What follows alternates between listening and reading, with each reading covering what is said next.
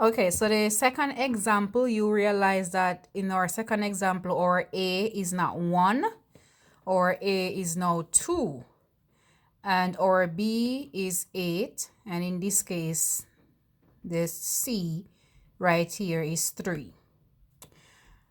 In the same situation right here, we have 3. This 3 right here is not the amount of units it takes to complete the square. And you can even tell too, because the amount of unit it takes to complete the square will always be a square number.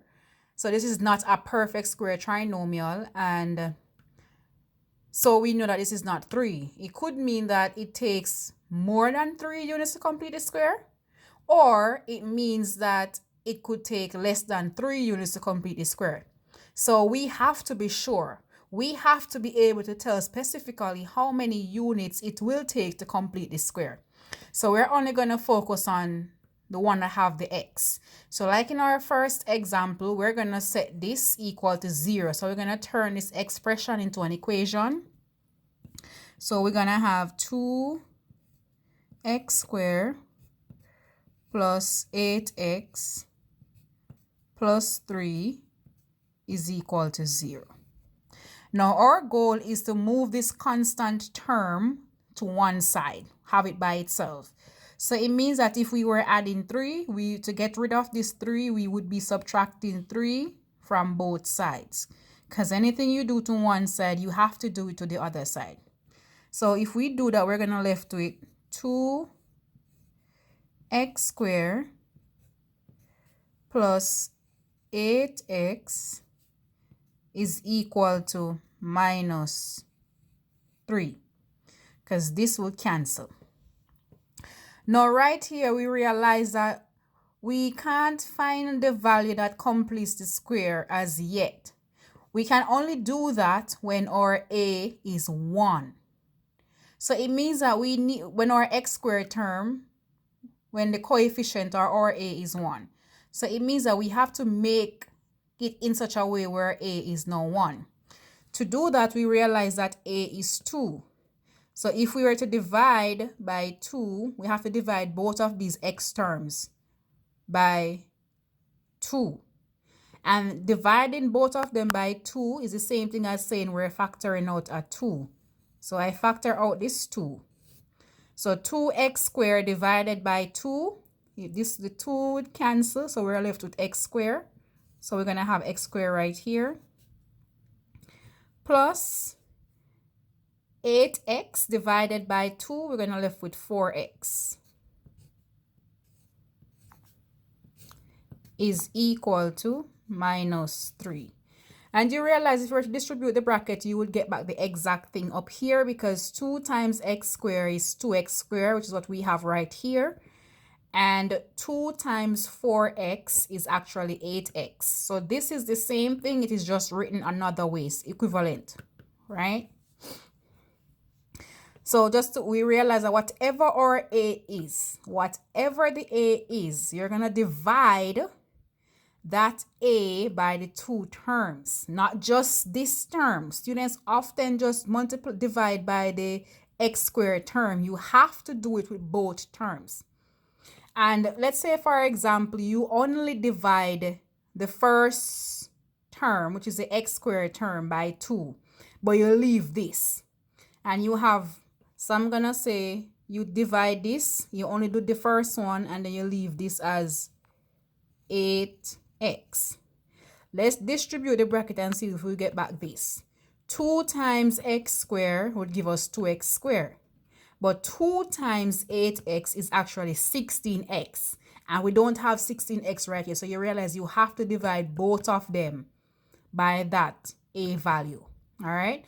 So we can't have 8 here. It has to be 4. So let me erase this.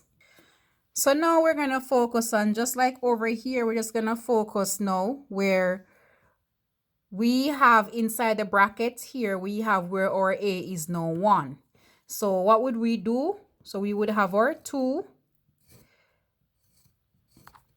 squared plus 4x. Now that our A is 1, we need to find that value that completes the square. So what value should go here? and all that we're going to put inside the parentheses. Okay? So we know that that value that completes the square, if I'm to go back, the value that completes the square is always half of b all square. So in this case, our b is 4. So we're going to use this as our b. Not this one, not 8. We're only using this one. So when we're inside the bracket, after we have factor out that a, this is the b that we will be using. Okay? So it's going to be half of b, which is 4 divided by 2.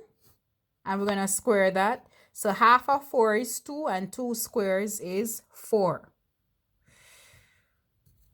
And we put that here. Good? All right.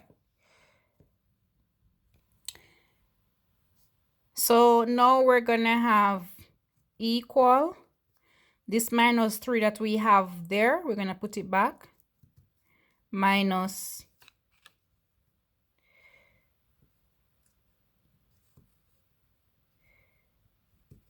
minus 3. Now here's the tricky part. We said we add 4 to one side, and we said anything we add to one side, because this 4 was not there in the initial problem. It wasn't there. We add it there, which means if we add it to one side, we have to also add it to the other side. But here is a trick to remember. Right here, technically, even though we have a 4 inside the bracket, it is not just 4.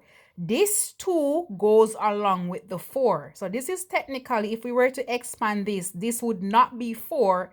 It would actually be 8. So if we add, so technically we have added 8 units. Good? Because of the 2 outside. So we have this plus 4, which means if we add it to one side, we would also have to add it to that side.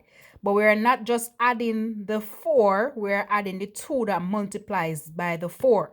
So we're going to add 2 times 4. So this 2, remember the 2 outside would be multiplied by everything. So it's not just the 4. We have to take along with it the 2 that goes with it. And that is why we have 2 plus 4. Because technically we have added 8, which means we need to add 8 over here as well. Make sense?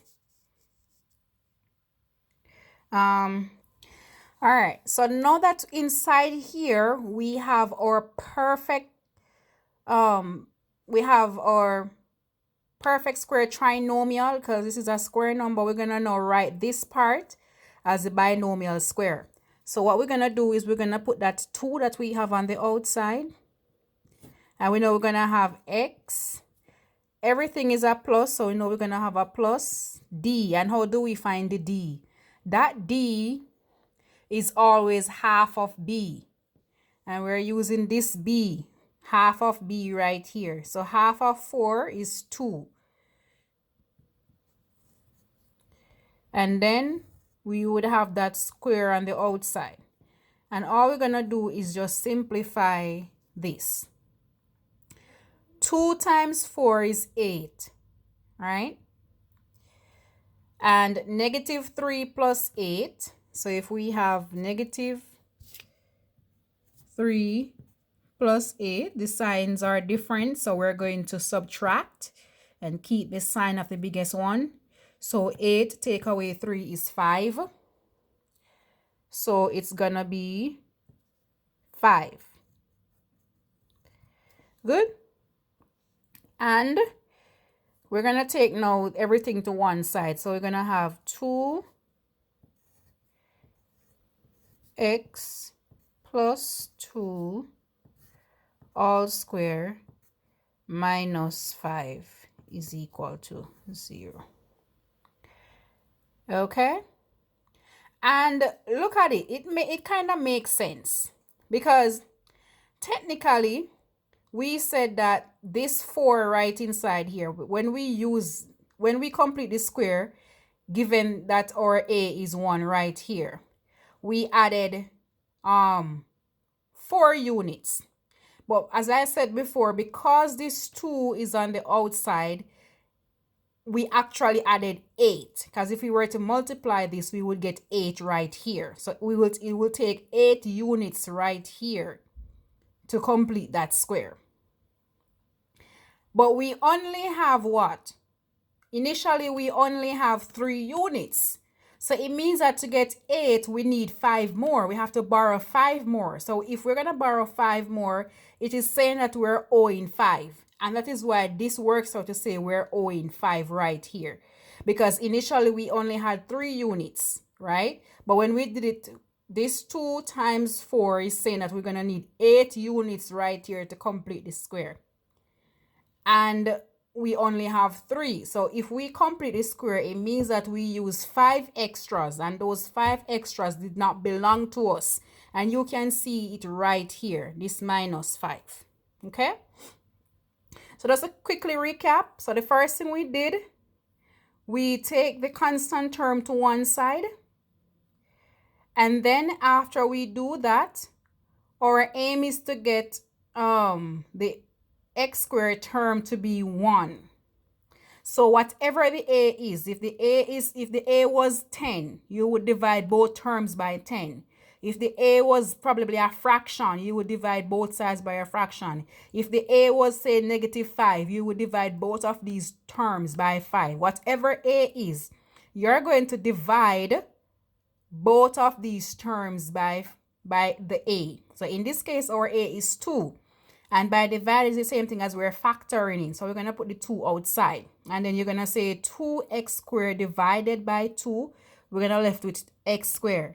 And then 8x divided by 2, we're left with 4x. So we have that. And then we write back what was here, which is our -3. So now we have the 2 outside. We're going to focus on just what is inside the bracket. Inside the bracket here, we realize our a is 1. Once our a is 1, we can go ahead and complete the square right here. So we need to find the value that completes the square. So that value is always half of b squared. And in this case, our b is 4. And half of 4 is 2. And 2 squared is 4. Good? Now, equal -3 plus, because this 4, we added this 4 here, we have to add it to the other side. But this 4 is not alone. This 4 is actually have this 2 beside it. So whatever is outside here, it goes with everything inside. So we have added 8 to this side. We need to add 8 to this side. So that is why I have 2 by 4. Good. Now that inside here, inside the bracket here, we have a perfect square trinomial. We're going to write that as the binomial square, because this thing here is the same thing as this. So x plus the d is always half of b, which is half of 4 is 2, all squared. And then we just simplify over here. So this simplifies to give us 5. And then we just take everything to one side, and that is how we have this is written in vertex form. So you can even know when your answer is correct just by thinking about it. What is the unit that you have versus how much units you actually need to complete this square? And if it is that you need more, you can know that it's going to end up to be a minus that amount that you need. If you have less, you know it's going to have, if you need less than what you have, you know you will have a plus here. Okay? I hope this video helped. Take your time and watch it as often as you need to be able to understand what is happening.